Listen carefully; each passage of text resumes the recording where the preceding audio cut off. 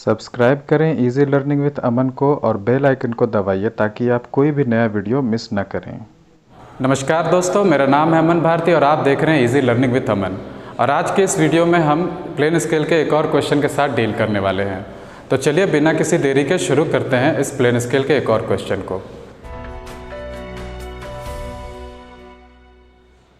तो जैसा कि आप अपने स्क्रीन पर देख पा रहे हैं, यहाँ पे जो क्वेश्चन लिखा है वो है 1/500 निरूपक भिन्न का 80 मीटर का पढ़ने के लिए एक पैमाना बनाइए।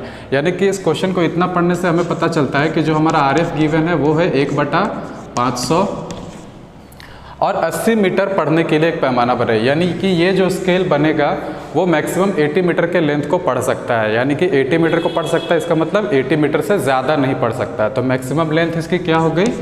80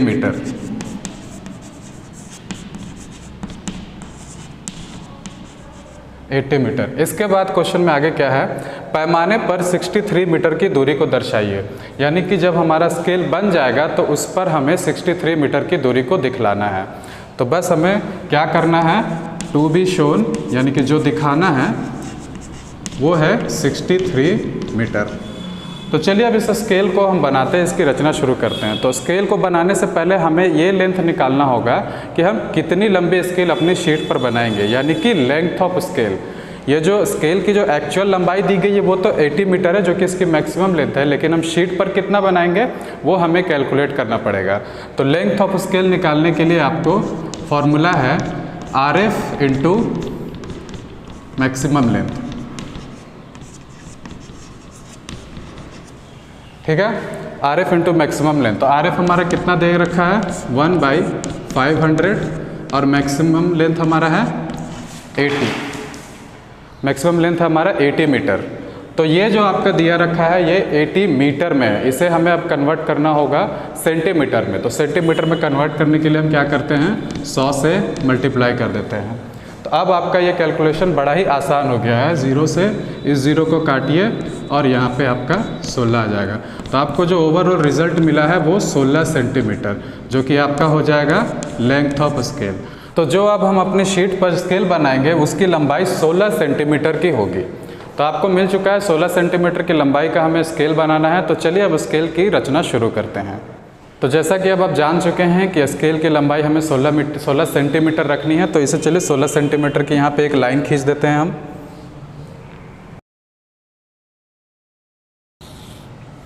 ये आपकी लाइन होगी जो कि 16 सेंटीमीटर की होगी।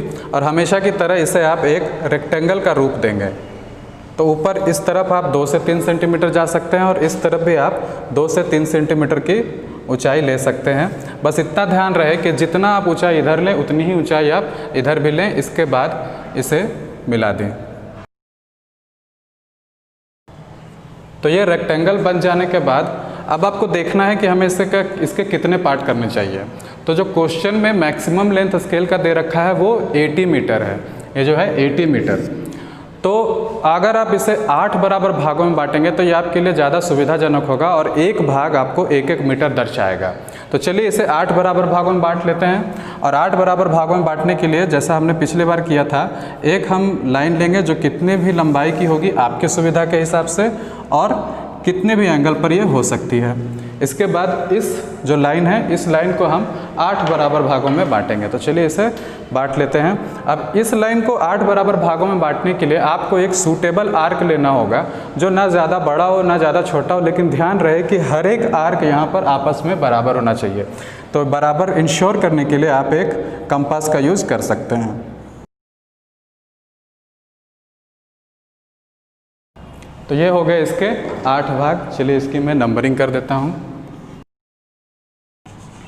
अब आपका अगला स्टेप ये होगा कि जो लास्ट वाला पॉइंट है उसे आप एंड से मिलाएंगे। तो चलिए इसे मिला देते हैं। इसके बाद इस लाइन के पैरेलल सारी लाइंस बनेगी जो कि इन पॉइंट से निकलेगी। तो इसे बनाना बड़ा ही आसान है। आप इसके लिए सेट स्क्वायर का यूज़ करेंगे।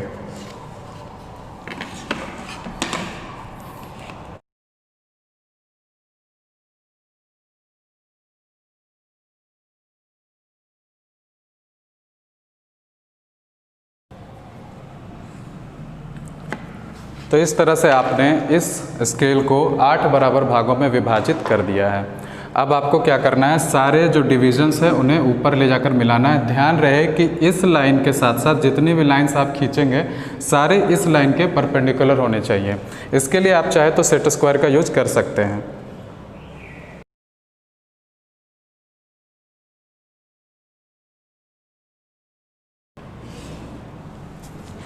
तो ये हो गई आपकी 1 2 3 4 5 6 7 और 8 भाग। अब इसकी भी नंबरिंग कर देते हैं। तो जैसा कि मैंने पिछले क्वेश्चन में आपको बताया था कि जब भी आप नंबरिंग करेंगे तो पहला जो डिवीज़न होता है उसे छोड़ देंगे और उसके एंड से 0 लिखेंगे और इसके बाद आप आगे कंटिन्यू करेंगे।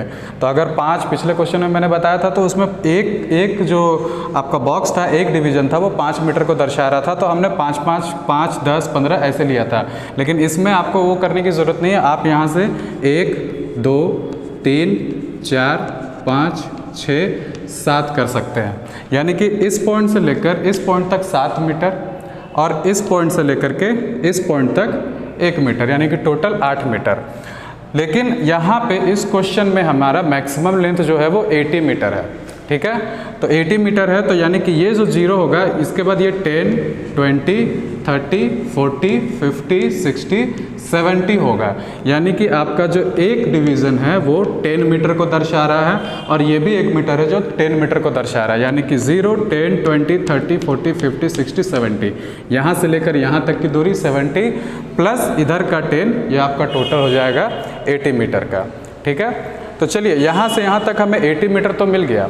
अब बाकी का जो लास्ट का जो आपका ये है, ये पहला जो डिवीज़न है आपका, इसे आपको 10 अलग भागों में बांटना है जो कि सब डिविजन्स कहलाएंगे और उन सब डिविजन्स पर हम 1-1 मीटर की दूरी को तय करेंगे। अब ऐसा क्यों? क्योंकि यहाँ पे 10 मीटर है, तो जब हम इसे 10 बराबर भागों में बांटेंगे तो एक भाग हमारा 1 मीटर का होगा। तो चलिए इसे हम 10 बराबर भागों में बांट देते हैं। इसके लिए आप क्या करेंगे, एक लाइन ले लेंगे यहाँ पे और इसके बाद इस लाइन को 10 बराबर भागों में बांटेंगे और फिर 1-1 पॉइंट से लाइन निकलती जाएगी हमारी।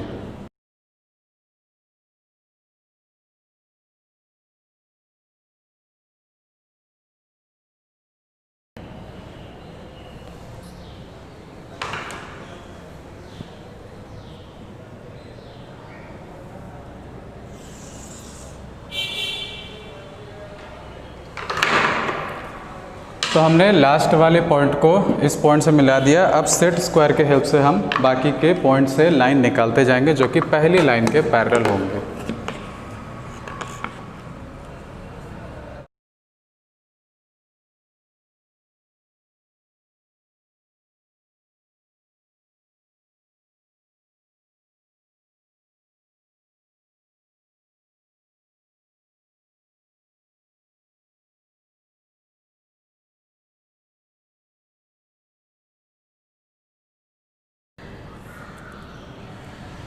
तो इस तरह से ये जो पहला डिवीज़न है आपका वो 10 सब डिविजन्स में डिवाइड हो गया है। चलिए इन सारी लाइंस को अब हम नीचे ड्रॉप कर देते हैं।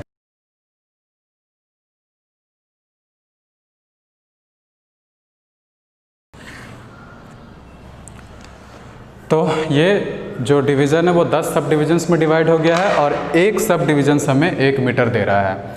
तो 0 के इस तरफ हमें 10-10 मीटर के डिवीजन्स हैं और 0 के इस तरफ एक 10 मीटर का डिवीज़न है जिसके अंदर 1-1 मीटर के 10 सब डिविजन्स हैं।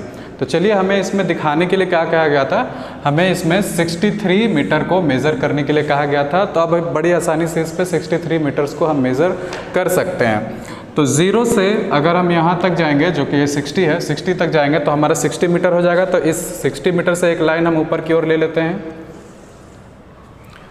इसके बाद 63 में अब 3 मीटर और बचे हैं, तो 3 मीटर हम इस सब डिवीज़न से लेंगे। तो यहाँ से अगर हम काउंट करेंगे 1 2 3, ये बहुत ही छोटा हो सकता है तो इसे सावधानी से मेज़र करें। 1 2 3 और तीसरी डिवीज़न जो है, तीसरी सब डिवीज़न जो रहेगी उससे एक सीधी लाइन ऊपर आप खींचेंगे। तो अब जो ये लाइन बनी यहाँ से लेकर के यहाँ तक, ये हमें 63 मीटर देगा टोटल। तो अब इस लाइन को और इस लाइन को मिला दीजिए और 63 मीटर अंकित कर दीजिए।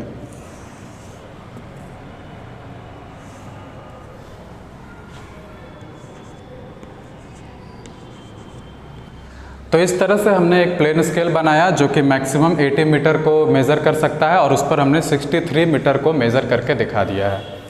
तो इस तरह से आपका यहाँ पे ये प्लेन स्केल का ये क्वेश्चन समाप्त होता है। तो स्टूडेंट्स, आज के लिए फ़िलहाल इस वीडियो में इतना ही। ये वीडियो आपको कैसा लगा मुझे कमेंट करके ज़रूर बताइएगा। साथ ही साथ अगर आपके कोई सवाल या सुझाव हो तो उसे भी कमेंट में ज़रूर लिख दें। अगर ये वीडियो आपको अच्छा लगा हो या हेल्पफुल लगा हो तो इसे लाइक ज़रूर करें, शेयर ज़रूर करें, और अगर अभी तक आपने चैनल को सब्सक्राइब नहीं किया है तो सब्सक्राइब भी ज़रूर कर लें। मैं मिलूँगा आपसे अगले वीडियो में, तब तक के लिए टेक केयर।